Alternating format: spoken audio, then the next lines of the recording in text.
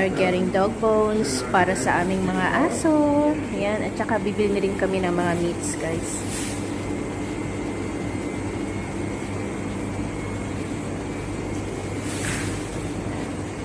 Okay. And so, order na rin ng sausages.